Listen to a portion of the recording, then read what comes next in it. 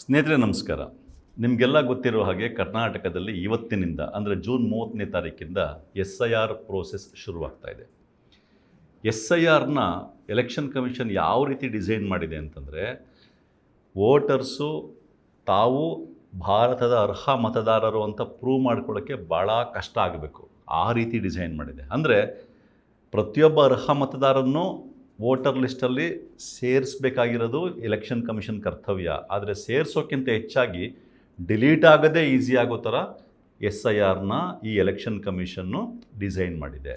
ಇಂಥ ಒಂದು ಪರಿಸ್ಥಿತಿನಲ್ಲಿ ನಿಮ್ಮ ಒಬ್ಬರ ಓಟು ಕೂಡ ಮಿಸ್ ಆಗದೆ ಇರೋ ಥರ ಉಳಿಸ್ಕೊಳ್ಳೋದು ಹೇಗೆ ಅನ್ನೋದನ್ನು ಈ ವಿಡಿಯೋದಲ್ಲಿ ಅತ್ಯಂತ ಸರಳವಾಗಿ ಹೇಳಲಾಗಿದೆ. ಈ ವಿಡಿಯೋದಲ್ಲಿ ಏನು ಹೇಳಿದೆಯೋ ಅದನ್ನು ನೀವು ಫಾಲೋ ಮಾಡಿದ್ರೆ ನೀವು ನಿಮ್ಮ ಪ್ರತಿಯೊಬ್ಬರ ಓಟನ್ನೂ ಕೂಡ ಉಳಿಸ್ಕೋಬೋದು. ಅಷ್ಟೇ ಅಲ್ಲ, ನಿಮ್ಮ ಸ್ನೇಹಿತರ, ನಿಮ್ಮ ಬಂಧುಗಳ, ನಿಮಗೆ ಪರಿಚಯಸ್ಥರ, ನಿಮ್ಮ ಸುತ್ತಮುತ್ತಲಿನ ಮನೆಗಳಲ್ಲಿ ಯಾರಿದ್ದಾರೆ ಅವರೆಲ್ಲರ ಓಟನ್ನು ಉಳಿಸ್ಕೊಳ್ಳಿಕ್ಕೆ ನೀವು ಸಹಾಯ ಮಾಡ್ಬೋದು.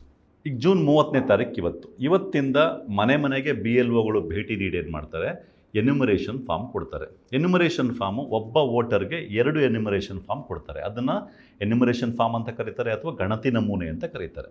ಈ ಎನ್ಯುಮರೇಷನ್ ಫಾರ್ಮ್ ಯಾರಿಗೆ ಕೊಡ್ತಾರೆ ಅಂತಂದರೆ, ಯಾರ ಹೆಸರು ಲೇಟೆಸ್ಟು ವೋಟರ್ ಲಿಸ್ಟಲ್ಲಿರುತ್ತೋ ಅಂಥ ಪ್ರತಿಯೊಬ್ಬರಿಗೂ ಕೂಡ ಎನ್ಯುಮರೇಷನ್ ಫಾರ್ಮ್ ಕೊಡ್ತಾರೆ. ಅಂದರೆ ಜೂನ್ 16ನೇ ತಾರೀಕು ತನಕನೂ, ಜೂನ್ 16, 2026ನೇ ತಾರೀಕು ತನಕನೂ ಯಾರ ಹೆಸರು ವೋಟರ್ ಲಿಸ್ಟಿಗೆ ಸೇರಿಕೊಂಡಿದೆಯೋ ಅಂಥ ಪ್ರತಿಯೊಬ್ಬರಿಗೂ ಕೂಡ ಎನ್ಯುಮರೇಷನ್ ಫಾರ್ಮ್ ಕೊಡ್ತಾರೆ.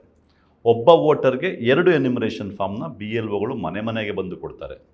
ಈ ರೀತಿ ಎನ್ಯುಮರೇಷನ್ ಫಾರ್ಮ್ ಕೊಟ್ಟಾಗ ಎನ್ಯುಮರೇಷನ್ ಫಾರ್ಮ್ ಮೇಲ್ಭಾಗದಲ್ಲಿ ಲೇಟೆಸ್ಟು ವೋಟರ್ ಲಿಸ್ಟಲ್ಲಿ ಅಥವಾ 2025-26ರ ವೋಟರ್ ಲಿಸ್ಟಲ್ಲಿ ನಿಮ್ಮ ವಿವರಗಳೇನಿರುತ್ತೋ ಅದು ಆಲ್ರೆಡಿ ಪ್ರಿಂಟ್ ಆಗಿರುತ್ತೆ. ವಿವರಗಳು ಅಂದ್ರೇನು? ನಿಮ್ಮ ಹೆಸರು, ನಿಮ್ಮ ಬೂತ್ ನಂಬರು, ಬೂತ್ನಲ್ಲಿ ನಿಮ್ಮ serial number, assembly constituency number, assembly constituency ಹೆಸರು, ಇಷ್ಟೂ ಕೂಡ ಪ್ರಿಂಟ್ ಆಗಿರುತ್ತೆ. ನಿಮ್ಮ ಒಂದು ಹಳೆ ಫೋಟೋ ಕೂಡ ಅದರಲ್ಲಿ ಪ್ರಿಂಟ್ ಆಗಿರುತ್ತೆ, ಫೋಟೋ ಇದ್ದರೆ.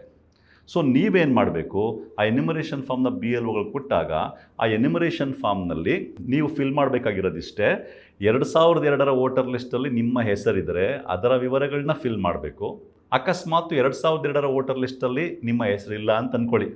ಯಾಕೆ ಅಂತಂದರೆ 2002ರಲ್ಲಿ ನಿಮಗಿನ್ನೂ 18 ವರ್ಷ ಆಗಿಲ್ಲದೆ ಇರಬಹುದು, ಅಥವಾ 18 ವರ್ಷ ಆಗಿದ್ರೂ ಯಾವುದೋ ಕಾರಣಕ್ಕೆ ನಿಮ್ಮ ಹೆಸರಿಲ್ಲ ಅಂದಾಗ ಆಗ ನೀವು ಆ ಎನ್ಯುಮರೇಷನ್ ಫಾರ್ಮ್ನಲ್ಲಿ ತಂದೆ ಅಥವಾ ತಾಯಿಯ ವಿವರಗಳನ್ನ ತುಂಬಬೇಕು. ವಿವರಗಳು ಅಂದ್ರೇನು?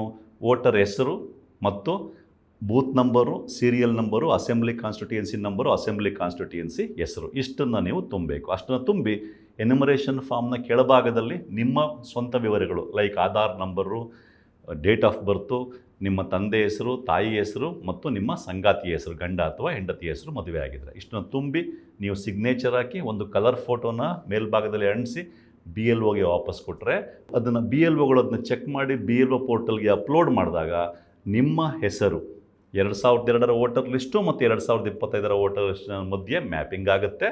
ಮ್ಯಾಪಿಂಗ್ ಆದಾಗ ನಿಮ್ಮ ಹೆಸರು ವೋಟರ್ ಲಿಸ್ಟಲ್ಲಿ ಉಳ್ಕೊಳ್ಳುತ್ತೆ ಅಥವಾ ಹೊಸ ವೋಟರ್ ಲಿಸ್ಟಲ್ಲಿ ನಿಮ್ಮ ಹೆಸರು ಬರುತ್ತೆ. ಹೊಸ ವೋಟರ್ ಲಿಸ್ಟ್ ಅಂತ ಯಾಕೆ ಹೇಳ್ತಾ ಇದ್ದೀನಿ ಅಂತಂದರೆ, ಈ SIR ಅನ್ನೋ ಪ್ರೋಸೆಸ್ಸು ವೋಟರ್ ಲಿಸ್ಟ್ ರಿವಿಷನ್ ಮಾಡ್ತಾ ಇರೋದಲ್ಲ, ಇದು ಹೊಸದಾಗಿಯೇ ವೋಟರ್ ಲಿಸ್ಟ್ನ ತಯಾರು ಮಾಡ್ತಾ ಇರ್ತಕ್ಕಂಥದ್ದು. ಯಾಕೆ ಅಂತಂದರೆ, ನೀವು ಉದಾಹರಣೆಗೆ ಕಳೆದ 20 ವರ್ಷದಿಂದ ವೋಟ್ ಹಾಕೊಂಬಂದಿದ್ದೀರಿ ಅಂತ ಅಂದ್ಕೊಳ್ಳಿ, ಅಥವಾ ಕಳೆದ 50 ವರ್ಷದಿಂದ ವೋಟ್ ಹಾಕೊಂಬಂದಿದ್ದೀರಿ ಅಂತ ಅಂದ್ಕೊಳ್ಳಿ. ನಿಮ್ಮ ಹೆಸರು ವೋಟರ್ ಲಿಸ್ಟಲ್ಲೂ ಇದೆ, ಎಲ್ಲ ವಿವರಗಳೂ ಇದೆ, ಆದರೂ ನೀವು ಎನ್ಯುಮರೇಷನ್ ಫಾರ್ಮ್ನ ತುಂಬಿ ಕೊಡಲಿಲ್ಲ ಅಂತಂದರೆ ನಿಮ್ಮ ಹೆಸರು ವೋಟರ್ ಲಿಸ್ಟಲ್ಲಿ ಬರಲ್ಲ. ಯಾರ್ಯಾರು ಎನ್ಯುಮರೇಷನ್ ಫಾರ್ಮ್ನ ತುಂಬಿ ಕೊಡ್ತಾರೋ ಹಾಗೆ ತುಂಬಿಕೊಟ್ಟಂಥವರಲ್ಲಿ ಯಾರ್ಯಾರ ಎನ್ಯುಮರೇಷನ್ ಫಾರ್ಮ್ನಲ್ಲಿ ವಿವರಗಳು ಸರಿಯಾಗಿರುತ್ತೋ ಅಂಥವರ ಹೆಸರು ಮಾತ್ರ ವೋಟರ್ ಲಿಸ್ಟಲ್ಲಿ ಬರುತ್ತೆ. ಹಾಗಾಗಿ ಇದು ಹೊಸದಾಗಿ ವೋಟರ್ ಲಿಸ್ಟ್ನ ತಯಾರು ಮಾಡ್ತಾ ಇರ್ತಕ್ಕಂಥ ಪ್ರಕ್ರಿಯೆ. ಇದೇನೇ ಇರಲಿ, ಇವತ್ತಿಂದ BLOಗಳು ಮನೆ ಮನೆಗೆ ಬಂದು ಎನ್ಯುಮರೇಷನ್ ಫಾರ್ಮ್ ಕೊಡ್ತಾರೆ. ಆ ಎನ್ಯುಮರೇಷನ್ ಫಾರ್ಮ್ನಲ್ಲಿ ಲೇಟೆಸ್ಟ್ ವೋಟರ್ ಲಿಸ್ಟ್ನಲ್ಲಿ ಏನು ವಿವರಗಳಿದೆಯೋ ಆಲ್ರೆಡಿ ಪ್ರಿಂಟ್ ಆಗಿರುತ್ತೆ. ಮತ್ತು 2002ರ ವೋಟರ್ ಲಿಸ್ಟಲ್ಲಿ ನಿಮ್ಮ ಹೆಸರಿದ್ದರೆ ನಿಮ್ಮ ವಿವರಗಳನ್ನ ನೀವು ಫಿಲ್ ಮಾಡಿಕೊಡ್ಬೇಕು. ನಿಮ್ಮ ಹೆಸರು ಇಲ್ಲ ಅಂತಂದರೆ ನಿಮ್ಮ ತಂದೆ ತಾಯಿ, ಅಕಸ್ಮಾತ್ ನಿಮ್ಮ ತಂದೆ ತಾಯಿಯದು ಇರಲಿಲ್ಲ ಅಂತಂದರೆ ನಿಮ್ಮ ತಾತ ಅಥವಾ ಅಜ್ಜಿಯ ವಿವರಗಳನ್ನ 2002ರ ವೋಟರ್ ಲಿಸ್ಟಲ್ಲಿ ಹೇಗಿದೆಯೋ ಹಾಗೆ ತುಂಬಿ ಕೊಟ್ಟರೆ, ಅದು ಸರಿಯಾಗಿದ್ದರೆ, ಆ ವಿವರಗಳು ಸರಿಯಾಗಿದ್ದರೆ ಆಗ 2002ರ ವೋಟರ್ ಲಿಸ್ಟ್ಗೂ ಮತ್ತು 2025ರ ವೋಟರ್ ಲಿಸ್ಟ್ಗೂ ಮಧ್ಯೆ ನಿಮ್ಮ ಹೆಸರಿನ ಮೂಲಕ ಮ್ಯಾಪಿಂಗ್ ಆಗುತ್ತೆ. ಅದು ಮ್ಯಾಪಿಂಗ್ ಆದರೆ ನಿಮ್ಮ ಹೆಸರು ವೋಟರ್ ಲಿಸ್ಟಲ್ಲಿ ಬರುತ್ತೆ.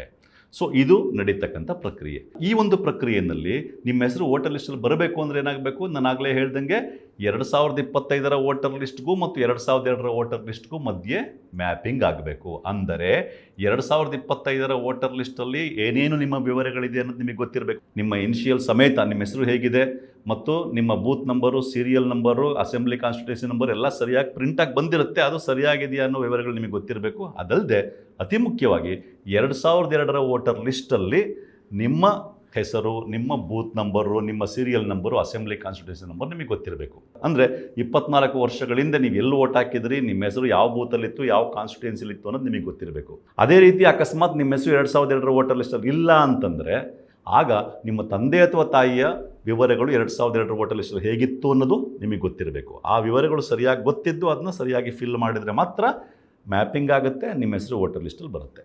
ಅಕಸ್ಮಾತ್ ಈ ರೀತಿ ಹುಡ್ಕಕ್ಕೆ ಹೋದಾಗ ವಿವರಗಳು ಸಿಗಲಿಲ್ಲ, ಸಿಕ್ಕಿದ್ದ ವಿವರಗಳು ಸರಿಯಾಗಿರಲಿಲ್ಲ, ಹೀಗಿದ್ದಾಗ ಮ್ಯಾಪಿಂಗ್ ಆಗಲ್ಲ, ನಿಮ್ಮ ಹೆಸರು ವೋಟರ್ ಲಿಸ್ಟಲ್ಲಿ ಬರಲ್ಲ. ಈ ರೀತಿ ವಿವರಗಳು ತಪ್ಪಾಗಿದ್ದಾಗ ನೀವೇನು ಮಾಡಬೇಕು ಅಂತಂದರೆ ಎಲೆಕ್ಷನ್ ಕಮಿಷನ್ ಹೇಳಿರುವಂಥ 11 ಡಾಕ್ಯುಮೆಂಟಲ್ಲಿ ಯಾವುದಾದ್ರು ಒಂದು ಡಾಕ್ಯುಮೆಂಟನ್ನು ನೀವು ಸಬ್ಮಿಟ್ ಮಾಡಬೇಕು. ಆಗ ನಿಮ್ಮ ಹೆಸರು ವೋಟರ್ ಲಿಸ್ಟಲ್ಲಿ ಬರುತ್ತೆ.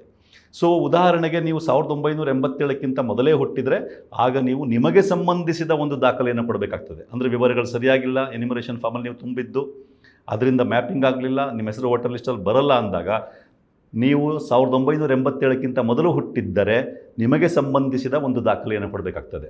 ಅಕಸ್ಮಾತ್ ನೀವು 1987 ಮತ್ತು 2004ರ ಮಧ್ಯೆ ಹುಟ್ಟಿದರೆ ಆಗ ನೀವು ನಿಮಗೆ ಸಂಬಂಧಿಸಿದ ಒಂದು ದಾಖಲೆ ಮತ್ತು ನಿಮ್ಮ ತಂದೆ ಅಥವಾ ತಾಯಿಗೆ ಸಂಬಂಧಿಸಿದ ಯಾವುದಾದ್ರೂ ಒಂದು ದಾಖಲೆಯನ್ನು ಕೊಡಬೇಕಾಗ್ತದೆ. ಅಕಸ್ಮಾತ್ ನೀವು 2004ರ ನಂತರ ಹುಟ್ಟಿದರೆ ಆಗ ನೀವು ನಿಮಗೆ ಸಂಬಂಧಿಸಿದ ಒಂದು ದಾಖಲೆ ಮತ್ತು ನಿಮ್ಮ ತಾಯಿ ಹಾಗೂ ತಂದೆ ಇಬ್ಬರಿಗೂ ಸಂಬಂಧಿಸಿದ ಒಂದೊಂದು ದಾಖಲೆಯನ್ನು ಕೊಡಬೇಕಾಗ್ತದೆ. ಹೀಗೆ ದಾಖಲೆಯನ್ನು ಕೊಟ್ಟರೆ ನಿಮ್ಮ ಹೆಸರು ಫೈನಲ್ ವೋಟರ್ ಲಿಸ್ಟಲ್ಲಿ ಬರುತ್ತೆ. ಸೊ ಒಟ್ಟಾರೆಯಾಗಿ ಏನು ಸ್ನೇಹಿತರೆ, ನಿಮ್ಮ ಹೆಸರು ವೋಟರ್ ಲಿಸ್ಟಲ್ಲಿ ಉಳ್ಕೋಬೇಕು ಅಂತಂದರೆ ನಿಮಗೆ 2025ರ ವೋಟರ್ ಲಿಸ್ಟ್ ಅಥವಾ ಲೇಟೆಸ್ಟ್ ವೋಟರ್ ಲಿಸ್ಟಲ್ಲಿ ನಿಮ್ಮ ವಿವರಗಳು ಸರಿಯಾಗಿ ನಿಮಗೆ ಗೊತ್ತಿರಬೇಕು, ನಂಬರ್ 1.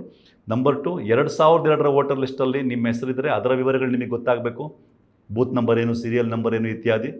ನಿಮ್ಮ ಹೆಸರು ಇಲ್ಲ ಅಂತಂದರೆ ನಿಮ್ಮ ತಂದೆ ಅಥವಾ ತಾಯಿಯ 2002ರ ವೋಟರ್ ಲಿಸ್ಟಿನ ವಿವರಗಳು ನಿಮಗೆ ಗೊತ್ತಾಗಬೇಕು.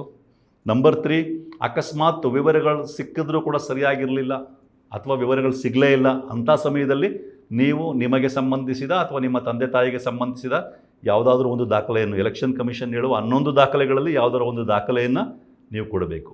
ಇಷ್ಟನ್ನು ಮಾಡಿದಾಗ ನಿಮ್ಮ ಹೆಸರು ವೋಟರ್ ಲಿಸ್ಟಲ್ಲಿ ಉಳ್ಕೊಳ್ಳುತ್ತೆ. ಈ ರೀತಿ ಮಾಡಬೇಕು ಅಂತಂದರೆ ಏನೇನು ಮಾಡಬೇಕು ಅನ್ನೋದನ್ನು ನಾವು ಸಂಪೂರ್ಣವಾಗಿ ಈ ದಿನ.com ಮೂಲಕ ವಿಡಿಯೋಗಳನ್ನ ಮಾಡಿಸಿದ್ದೀವಿ. ಇಲ್ಲಿಯ ಈ ವಿಡಿಯೋದ ಡಿಸ್ಕ್ರಿಪ್ಷನ್ ಬಾಕ್ಸ್ನಲ್ಲಿ ನಿಮಗೆ ಅತ್ಯಂತ ಸರಳವಾಗಿ ಎಕ್ಸ್ಪ್ಲೈನ್ ಮಾಡಿರತಕ್ಕಂಥ 2025ರ ವೋಟರ್ ಲಿಸ್ಟನ್ನು ಡೌನ್ಲೋಡ್ ಮಾಡ್ಕೊಳ್ಳೋದು ಹೇಗೆ, 2002ರ ವೋಟರ್ ಲಿಸ್ಟನ್ನು ಡೌನ್ಲೋಡ್ ಮಾಡ್ಕೊಳ್ಳೋದು ಹೇಗೆ, 2002ರ ವೋಟರ್ ಲಿಸ್ಟಲ್ಲಿ ನಿಮ್ಮ ಬೂತ್ ನಂಬರ್ ಕಂಡುಹಿಡ್ಕೊಳ್ಳೋದು ಹೇಗೆ, ನಿಮ್ಮ ಹೆಸರನ್ನು ಹುಡುಕೋದು ಹೇಗೆ ಮತ್ತು ಇಷ್ಟನ್ನು ಇಟ್ಕೊಂಡು ಎನ್ಯುಮರೇಷನ್ ಫಾರ್ಮನ್ನು ಫಿಲ್ ಮಾಡೋದು ಹೇಗೆ, ಮುಂದುವರೆದು ಅಕಸ್ಮಾತ್ ನೀವು ಬೇರೆ ದೇಶದಲ್ಲಿ ನೆಲೆಸಿದರೆ NRI ಆಗಿದ್ದರೆ ಆಗ ನೀವು ಯಾವ ಫಾರ್ಮನ್ನು ತುಂಬುವುದರ ಮೂಲಕ ನಿಮ್ಮ ವೋಟರ್ ಲಿಸ್ಟಲ್ಲಿ ನಿಮ್ಮ ಹೆಸರನ್ನು ಉಳಿಸ್ಕೋಬೋದು.